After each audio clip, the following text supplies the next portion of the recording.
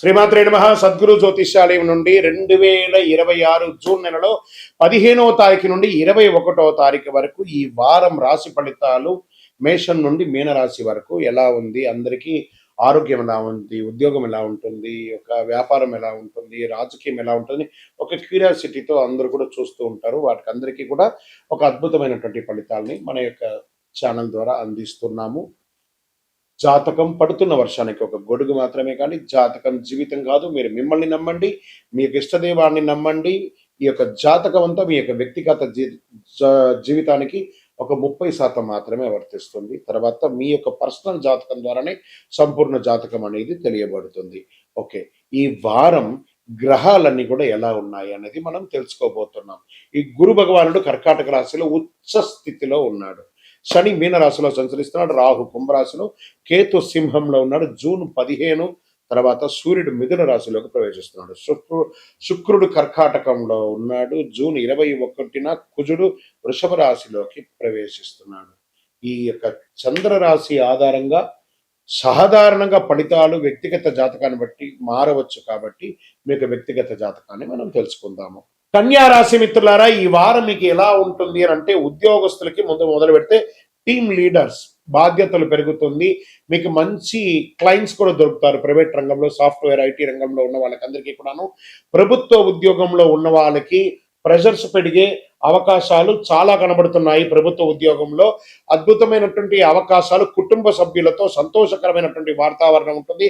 ఆర్థికంగా మీకు ఎన్నడో నుంచి ఉన్నటువంటి ఆర్థికమైనటువంటి ఇబ్బందులంతా కూడా కాస్త ఉపశమనం పొందే అవకాశాలు కనబడుతున్నాయి.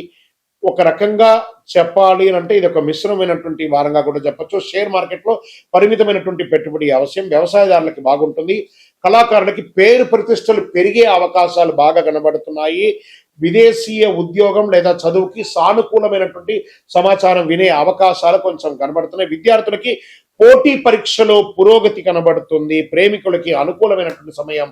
కుటుంబ సభ్యులకి ఆనందకరమైనటువంటి ఒక శుభవార్త వింటారు. ఆదాయం మెరుగుపడే అవకాశాలు కనబడుతున్నాయి. దీర్ఘకాలికమైనటువంటి ఆస్తిపాస్తులు కొనుక్కునే అవకాశాలు ఈ వారం ఎక్కువ కనబడుతున్నాయి. ఓవరాల్ ఈ వారం అంతా కూడాను అదృష్ట సంఖ్య 5. ఆకుపచ్చ కలర్ మీకు కలిసి వస్తుంది.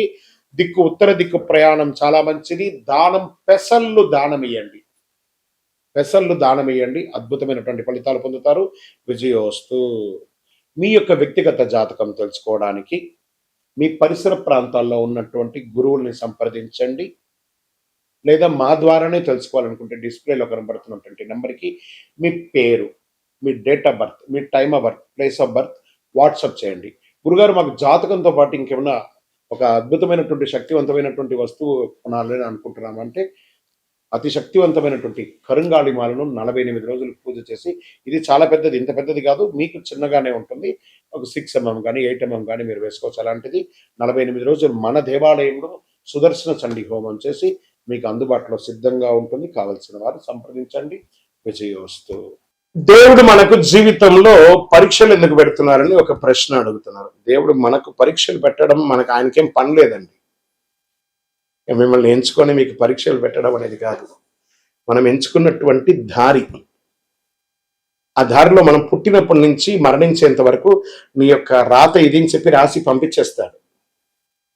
అర్థమైందా? ప్రతి ఒక్కరికి కూడాను ఈ యొక్క తల్లిదండ్రులకి పిల్లవాడు గాను, ఒక భార్యకు ఒక భర్తకు భర్త భార్య గాను, భార్యకు భర్త గాను, పిల్లలు గాను, అత్తమామలు గాను, ఫ్రెండ్స్ గాను, ఉద్యోగం గాను, వృత్తి గాను నిర్ణయించబడింది మరణం వరకు. మరి ఇందులో వచ్చే పరీక్షలు అంటారు చూసారా, భగవంతుడు దీన్ని కొంచెం ఫర్నిష్ గా చెప్పుకుంటే చెరిష్ ద గిఫ్టర్, అబ్యూస్ ద గిఫ్టర్ అని అంటారు అనమాట. భగవంతుడు మనకు ఒక అద్భుతమైనటువంటి గిఫ్ట్, ఈ శరీరాన్ని ఇచ్చాడు.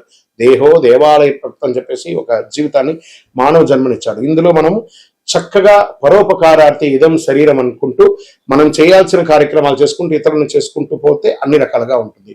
ఎప్పుడైతే మనలో స్వార్థం అది వస్తుందో, ఆశ అవన్నీ పెరుగుతుందో, అప్పుడు దారి తప్పుతూ ఉంటాం. ఆ దారి తప్పినప్పుడు అవసరాలు పెరుగుతాయి. ఆ అవసరాలు తగ్గట్టుగా అవకాశాలు ఉండదు. దానికి అప్పులు చేయడము, లేకపోతే ఇతరులను ఏమార్చడము, సమాజంలో ఇబ్బంది పెట్టడము. దాన్ని మనం ఏం చేస్తాం? భగవంతుడు నాకే ఇన్ని కష్టాలు ఇస్తావా అని భగవంతుడిని బ్లేమ్ చేయడం. ఆయనకి ఏమైనా పన? మీరు పుట్టినప్పటి నుంచి మీరు మరణించేంత వరకు ఒక్క క్షణం కూడా ఆగకుండా గుండె కొట్టుకుంటూ ఉంటుంది. అప్పుడు మీకు పరీక్ష పెడుతున్నాడా భగవంతుడు? అనుగ్రహం ఇస్తున్నాడా? మనమైనా ఒక్కొక్కసారి శ్రద్ధగా ఉండం. అలా పడుకుంటా, ఇలా లేస్తాం. మీరు పడుకున్నా, లేచినా, తిన్నా, ఏమేమి వేషాలు వేసినా వాటన్నిటినీ సగిస్తూ భావిస్తూ మీ హృదయం lub dub lub dub lub dub lub డబ్ను కొట్టుకుంటూ ఆ ప్రాణవాయుని ఇచ్చే భగవంతుడికి కృతజ్ఞత చెప్పండి. కానీ భగవంతుడు ఇబ్బంది పెట్టాడు, భగవంతుడు అనుగ్రహప్రదాయుడు. మీ ఆశలు, మీ అలవాట్లను అదుపులో పెట్టుకుంటే జీవితం అంతా సుఖ సంతోషాలతో ఉంటారు. విజయోస్తు. గురుగారు, ఒక ప్రశ్న ఉందండి. నిజమైనటువంటి భక్తి అంటే ఆలయానికి వెళ్ళడమేనా? ఆలయానికి వెళ్ళే పూజలు, పురస్కారాలు, హోమాదులు చేస్తేనే భక్తియా, లేకపోతే ఏ రకంగా ఉండొచ్చు అని అంటే, ఇప్పుడు మాధ్యమాల ద్వారా చూస్తున్నారు చూసారా, యూట్యూబ్ ద్వారాను, టీవీ ద్వారాను చూస్తున్నారు కదా. ఎలా మీకు నేను కనెక్ట్ అయ్యాను? త్రూ శాటిలైట్ ద్వారా వెళ్ళి మీకు నేను కనెక్ట్ అయ్యాను కదా. అలాగే భగవంతుడి దగ్గరికి కూడా అలా కళ్ళు మూసుకొని ఉండగా ఆ స్వామివారి యొక్క దివ్యమంగళ తేజోమయమైనటువంటి రూపం కనబడి ఆ స్వామివారితో కనెక్ట్ అవ్వాలి. అది మీరు ఆలయంలో కూర్చుంటారా, ఇంట్లో కూర్చుంటారా, ఇంకో చోట కూర్చుంటారా అనేది కాదు ప్రశ్న. మీరు భగవంతుని ప్రార్థన చేస్తారా లేదా అనేది ముఖ్యం. ఎందుకు ఆలయాలకి ఒక ప్రత్యేకత ఉంది అని అంటే, ఒక యంత్ర ప్రతిష్ఠ చేసి నిత్య పూజలు చేసి ఒక పవిత్రమైనటువంటి భక్తులు అందరూ కూడా వచ్చి దర్శనం చేసుకున్నటువంటి ఎంతో పుణ్యాత్ములు నడిచిన భక్తుల యొక్క పాదధూళిలో భగవంతుడు ఉంటాడని చెప్తారు. కాబట్టి అక్కడ పవిత్రమైనటువంటి స్థలంగా ఉంటుంది. కాబట్టి ఆ దేవాలయాలకి వెళ్ళి దర్శనం చేసుకోవడం అనేది ఒక సిస్టమ్ ఉంది. కాబట్టి అక్కడ మంత్రోచ్చారణతో ఉంటుంది. కాబట్టి అక్కడికి వెళ్ళడం మంచిది. మన ఇంటిలో కూడా దేవాలయము, ఒక దేవుడు రూమ్ అనేది ఉంటుంది, అక్కడ ఉంటుంది. కానీ 24 గంటల సేపు మనలో ఆత్మ అనే ఒక దేవుడు మనల్ని పరీక్షిస్తూ చూస్తున్నాడు. తత్వమసి, దట్ ఈస్ కాల్ తత్ త్వం అసి. నువ్వు దేన్నైతే చూడడానికి, దేన్నైతే పొందడానికి ప్రపంచంలో తిరుగుతున్నావు అది నీలోనే ఉంది, చూసుకో. అహం బ్రహ్మాస్మి అని చెప్పాడు. భగవంతుడు నీలోనే ఉన్నాడు. శివం శివం శివం. ఈ శివం లేకపోతే దాన్ని శవం శవం శవం అంటారు. కాబట్టి దేవాలయానికి పూజ చేయాలా, నీలో పూజ చేయాలా అనేది కాదు. పూజ చెయ్యి, కనెక్ట్ భగవంతుని. నువ్వు పూజించకపోతే కొట్టడు భగవంతుడు, కానీ పూజిస్తే నువ్వు ఇంకా బాగుంటావు. బాగా గుర్తుపెట్టుకోండి. ఆర్గ్యూ చేయడం వల్ల మనం బాగుంటామా, నెగిటివ్ అవుతామా అని అంటే, ఆర్గ్యూ చేయడం వల్ల నెగిటివ్స్ వస్తుంది. కానీ నువ్వు ఆర్గ్యూ చేయకుండా సైలెంట్ గా ఉంటే బాగా అయిపోతామంటే బాగా అయిపోమట. కానీ నెగిటివ్ అనేది తగ్గిపోతుంది. చాలదా?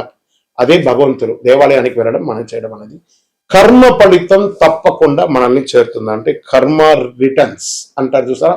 అవును, ఎదుటి వాళ్ళకి ద్రోహం చేయాలి అని అనుకుంటే ఇక్కడ చూడండి, చెయ్యి నేను ఇలా పెట్టాను, నేను నిన్ను ఇలా ఇబ్బంది పెడుతున్నాను అని ఒకటి చెయ్యి అక్కడ చూపిస్తుంది. ఇక్కడ 1, 2, 3 వేళ్ళు నిన్ను చూపిస్తుంది. పైన భగవంతుడు చూస్తున్నాడు. 3 వేలు సమాజం నిన్ను చూస్తుంది, భగవంతుడు పైన చూస్తున్నాడు. కానీ నువ్వు చూపే వేలు ఒకటే అనమాట. అఫ్ కోర్స్ నువ్వు ఎవరికైనా చెడు చేస్తే 4 రకాలైనటువంటి చెడు నీకు రిటర్న్ ఖచ్చితంగా వస్తుంది. నువ్వు మంచి చెయ్యకపోయినా పర్లేదు, కానీ చెడు చేయకుండా ఉండు. అదే ఇతరులకు చేసే సమాజంలో ఒక మంచి విశేషం. అందుకే కర్మ రిటర్న్స్, విజయోస్తు. కృష్ణుడు మహాభారతంలో యుద్ధాన్ని ఎందుకు ఆపలేదు? ఇక్కడ మీకు మంచి ప్రశ్న. ఆయన కూడా, కృష్ణుడు కూడా యుద్ధం చేయమని చెప్పలేదు. మీరు బాగా గుర్తుపెట్టుకోవాలి. రథసారథిగా అర్జునుడికి పార్థసారథిగా కూర్చున్నాడు ఆయన. ఈయన పోయి యుద్ధం చేయడ కర్మణ్యేవా నివాసస్తే మాపడే సుఖదాసన. ఈయన ఏం చెప్పాడు? మనమందరూ కూడా 732 శ్లోకాలు ఉన్నటువంటి భగవద్గీతను శ్రీకృష్ణుల వారే మనకు అందించారు. కొన్ని అధ్యాయాల వరకు ఆ అర్జునుడు ఆయన ఒక రైడర్ లాగా చూశాడు, ఒక సారథి లాగా, ఒక డ్రైవర్ లాగా చూశాడు. అప్పటి వరకు నేను క్షత్రియుడిని, నేను ధర్మరాజు యొక్క తమ్ముడిని, పంచపాండవుల ఒకడిని అనే ఒక ప్రౌడ్తోనే ఆ అర్జునుడు ఉంటూ ఉంటాడు. ఆ యొక్క 11వ అధ్యాయాన్ని చెప్పేటప్పుడు విశ్వరూప అవతారం ఒకటి వస్తుంది.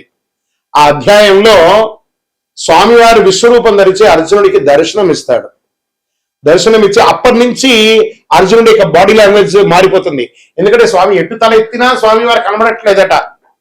అంటే అంతటి మహానుభావుడికి యుద్ధం ఒక లెక్కన కాదు కదా. ఎంటైర్ భగవద్గీతలు ఎక్కడ కూడా యుద్ధం గురించి చెప్పలేదు.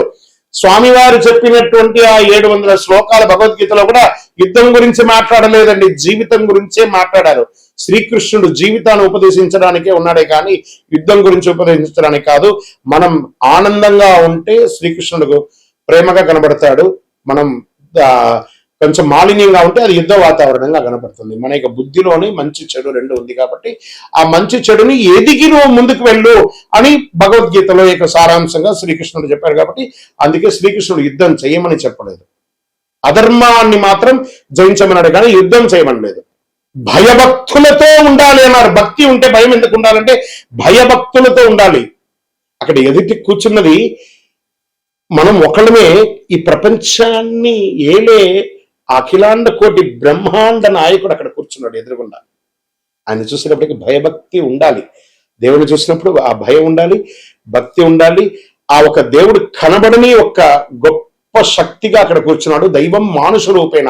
అది ఎలా కనబడుతున్నాడు? తల్లిదండ్రిగా, గురువులుగా, సమాజంలో పెద్దవాళ్ళుగా, అర్చకులుగా, ఆరాధులుగా ఉన్న వాళ్ళని అందరినీ కూడా ఒక ప్రేమగా చూస్తే సాక్షాత్ భగవంతుని చూసినట్టుగా ఆ భయభక్తితో ఉండాలి అని అంటారు. ఆఖరికి మనకు విద్య నేర్పించిన టీచర్ దగ్గర కూడా భయభక్తులతో ఉండాలి. అదే దేవుడికి ఇచ్చే మన మర్యాద, విజయవస్తు. మనిషి యొక్క గొప్పతనం ధనంలో ఉంటుందా, ధర్మంలో ఉంటుందా అంటే పరోపకారార్థే ఇదం శరీరం. ఇతరులు బాగుండాలని ఎవరైతే కోరుకుంటారో వాళ్ళే దేవుళ్ళు. మంచి గుణం వాళ్ళ దగ్గరే ఉంటుంది. డబ్బులు సంపాదించాలి, డబ్బులు అవసరం ఉంది. ఆ డబ్బులు క్షేత్రస్థాయిని పెంచే విధంగా ఉండాలి, కానీ క్షేత్రాన్ని నాశనం చేసే వాళ్ళ దగ్గర ఉండకూడదని చెప్తారు. కాబట్టి మంచితనంతో ఉన్న వాళ్ళు అందరూ క్షేమంగా ఉండాలి మనస్ఫూర్తిగా కోరుకుంటారు. విజయవస్తు.